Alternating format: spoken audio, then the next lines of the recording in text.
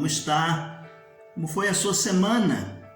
Estamos juntos mais uma vez para estudar a Bíblia, a Palavra de Deus. Antes, porém, eu te convido para orarmos ao Senhor. Deus querido, Pai maravilhoso, orienta-nos no estudo da Tua Palavra, que possamos ser enriquecidos, estar com o coração aquecidos pelo que vamos aprender neste momento. É a oração que fazemos no nome de Jesus. Amém. Muito bem, meus queridos, nós estamos estudando o último livro da Bíblia. Estamos fazendo algumas considerações a respeito do livro do Apocalipse. E eu disse que hoje nós íamos começar falando a respeito de alguns métodos utilizados para compreender o Apocalipse. Eu vou apontar 4 que o nosso querido escritor da nossa revista, da revista que estamos estudando, o pastor Darcy Duzilek, de saudosa memória, apontou no estudo de hoje. Então nós vamos olhar aqui e vemos que nesse quadro de abordagem há amplas interpretações e nós vamos utilizar aqui essas 4 para falar com os irmãos nesse momento.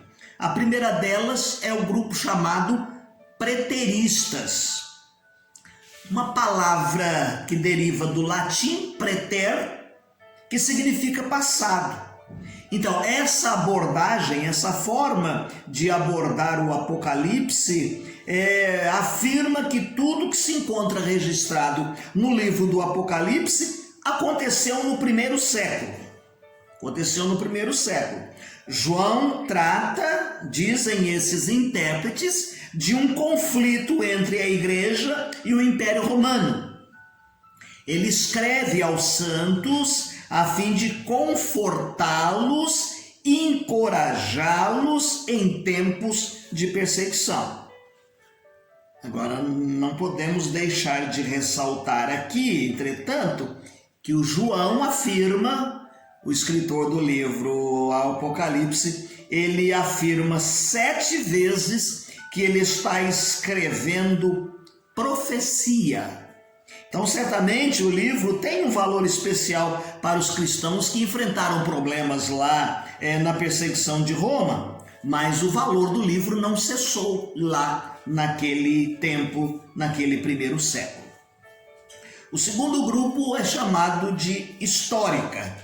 É a interpretação dessa linha que encontra o cumprimento da história da igreja nos símbolos do Apocalipse.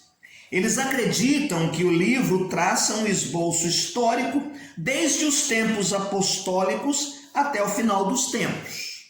Eles vão pesquisar a história a fim de descobrir fatos e colocam lado a lado, paralelamente, esses fatos narrados no Apocalipse. O que algumas vezes o resultado é desastroso. Esse livro não teria valor para hoje? Claro que sim.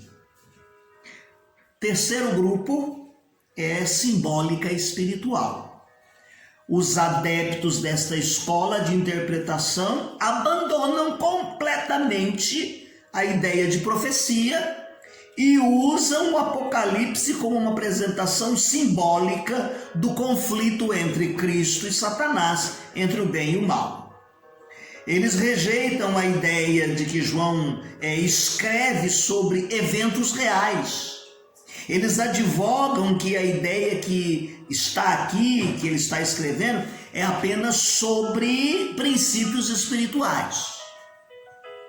Uma vez que João fala que está escrevendo profecia também, nós temos que reconhecer que ele vai trazer sim princípios, ensinamentos espirituais básicos em forma simbólica, mas devemos admitir que o livro fala de eventos reais que um dia acontecerão no mundo. O quarto grupo é o futurista. Essa escola enfatiza que o livro de Apocalipse é profecia. Os capítulos 6 ao 22 descrevem um cenário de eventos que acontecerão nos céus e na terra. se bem que tais estudiosos reconhecem alegremente lições espirituais do livro, eles também reconhecem que o livro fala de eventos reais que terão o seu cumprimento um dia. Agora eu gostaria de falar um pouquinho com você a respeito do conteúdo do livro. Conteúdo do livro de Apocalipse. O que conta nesse conteúdo? A estrutura do livro. A introdução está no capítulo 1, de 1 a 8. A visão de João na ilha de Patmos, ainda no capítulo 1, do verso 9 ao verso de número 20. As cartas às 7 igrejas da Ásia, que estão no capítulo 2, começando no verso 1, e vai até o verso 22 do capítulo 3. No capítulo 4 e 5, até o verso 14, nós vemos a soberania do Deus Criador.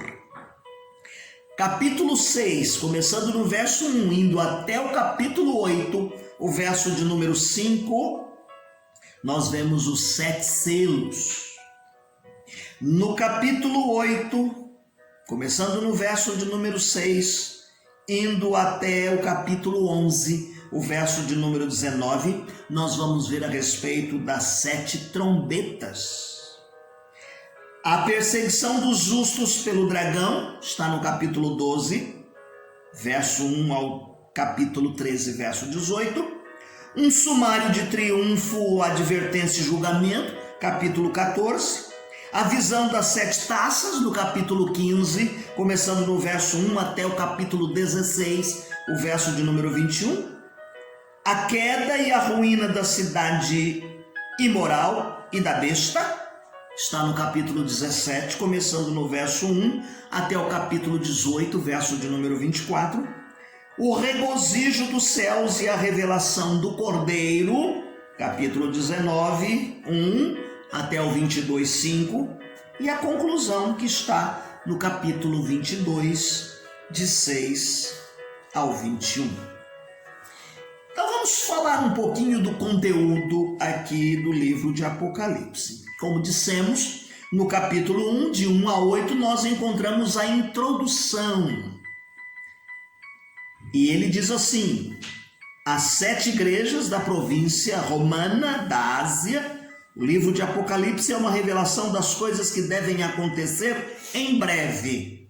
Dada ao apóstolo João, é uma mensagem que Deus entregou ao Senhor Jesus para anunciar os seus servos. A mensagem aqui vem escrita em forma de carta.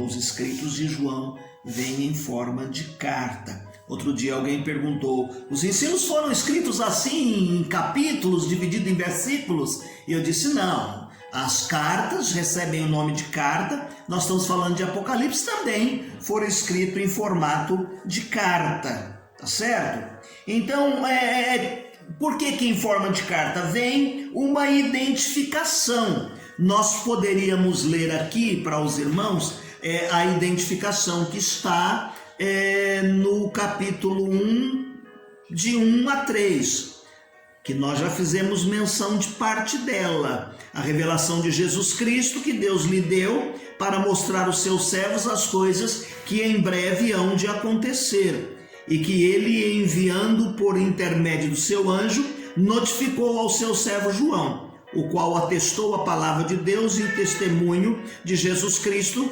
quanto a tudo o que viu. Bem-aventurados aqueles que leem e aqueles que ouvem as palavras da profecia e guardam as coisas que nela está escrito.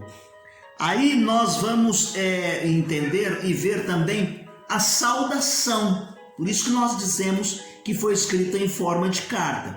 João, às 7 igrejas que se encontram na Ásia, graça e paz a vós outros da parte daquele que é, que era e que há de vir, da parte de seu Deus e Pai, a ele a glória e o domínio pelos séculos dos séculos.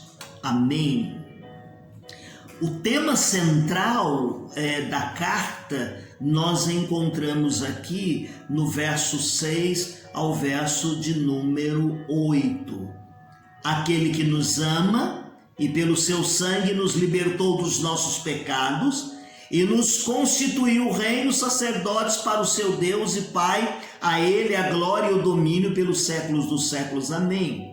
Eis que vem nas nuvens e todo olho verá quantos ultrapassaram, e todas as tribos da terra se lamentarão sobre ele. Certamente. Amém.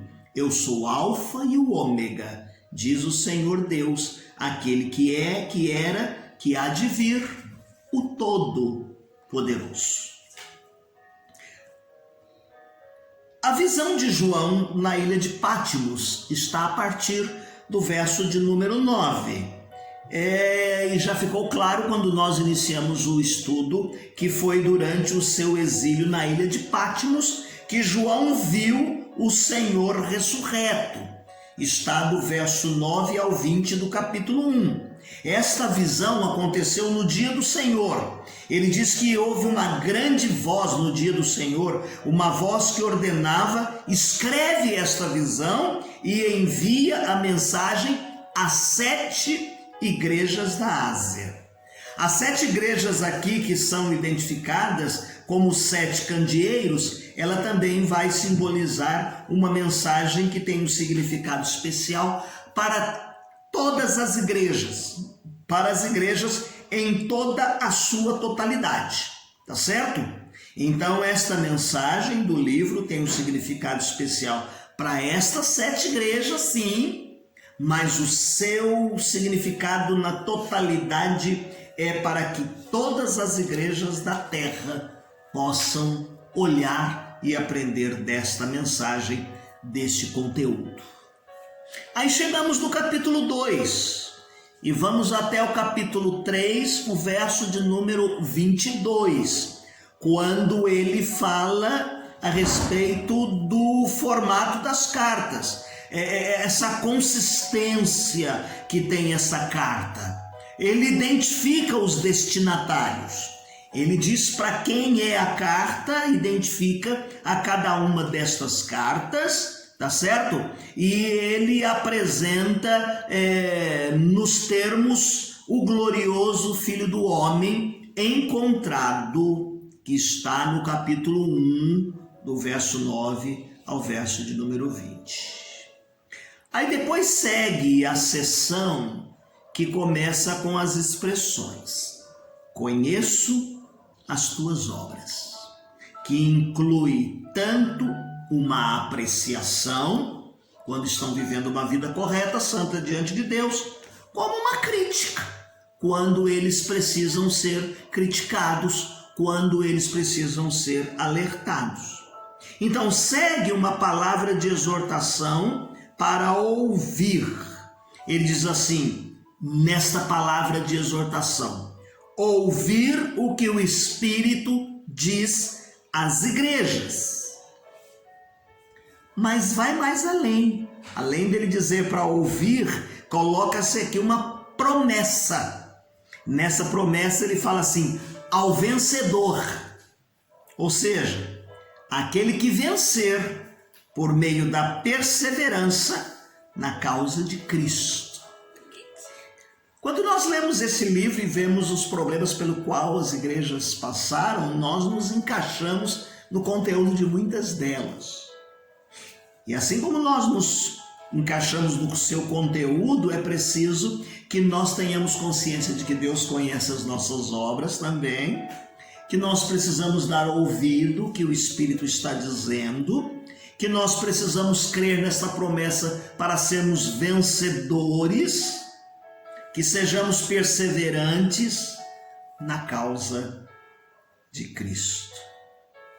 Ele vai falar, por exemplo, à igreja de Éfeso, que está no verso 1 ao 7 do capítulo 2. Ele admoesta esta igreja a retornar ao primeiro amor, senão ela vai perder o seu candelabro. E o juízo aqui implica na possibilidade desta igreja desaparecer ou perder o seu ministério. Ao longo da história da igreja nós vemos que algumas desapareceram mesmo, sumiram, deixaram de existir. Então há um alerta aqui a esta igreja de Éfeso para que ela volte ao seu primeiro amor, aquele ardor da conversão, aquela inflamação. A segunda igreja que aparece aqui, que está no capítulo 2, de 8 a 11, é a igreja de Esmirna. Ela é carinhosamente encorajada. Encorajada a quê? Ser fiel até a morte. Ser fiel até a morte, e dar-te-ei a coroa da vida. Ser fiel ainda que lhe custe a morte, lhe custe a vida. Ser fiel durante toda a sua vida até a morte. Ao mesmo tempo que a igreja de Pérgamo, ele vai ao mesmo passo que as igrejas de Pérgamo e de Tiatira, elas foram advertidas severamente contra falsos ensinos, comportamento imoral. Com frequência a teologia, os ensinamentos ali eram equivocados e errôneos. Chegamos no capítulo 3, de 1 a 6, ele fala à igreja de Sardes. Ela foi advertida a ser vigilante e a completar as suas obras de obediência. Então vigie, fique vigilante e seja obediente, complete as suas obras com obediência. Vem a igreja de Filadélfia, capítulo 3, 7 ao 13. Ela recebe a promessa de que a fé em Jesus assegura o acesso ao reino de Deus. Que maravilha! Mas vem a igreja de Laodiceia, está no capítulo 3, 14 ao 22, quando ela é advertida a arrepender-se do erro e do caráter morno, indefinido de sua fé. É aquele texto que diz que você não é quente nem frio, você é morno. Antes você fora quente ou fosse frio. Não pode ficar no meio termo.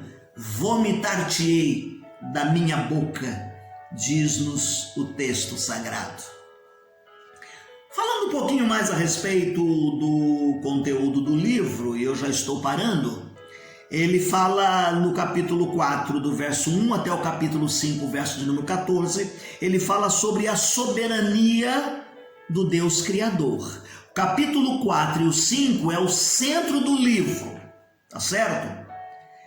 Ele vai relacionar exortação inicial pelo Senhor ressurreto às igrejas, como já descrevemos, no capítulo 2 e no 3.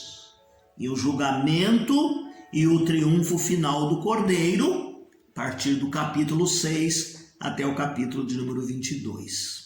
O capítulo 4, ele declara a autoridade soberana do Deus Criador. E o capítulo 5 descreve a delegação desta autoridade divina ao Senhor ressurreto. Como a gente lê, e se você quiser fazer uma leitura no capítulo 7 de Daniel, do livro de Daniel, ele já havia antecipado esta questão da autoridade delegada. Da mesma forma, no capítulo 5, nós percebemos a figura de um juiz como agente glorioso e redentor da parte de Deus. Ok, meus queridos? Então nós caminhamos aqui com a introdução, com a visão de João na ilha de Patmos, falamos um pouquinho a respeito da carta às 7 igrejas da Ásia, falamos a respeito da soberania de Deus Criador.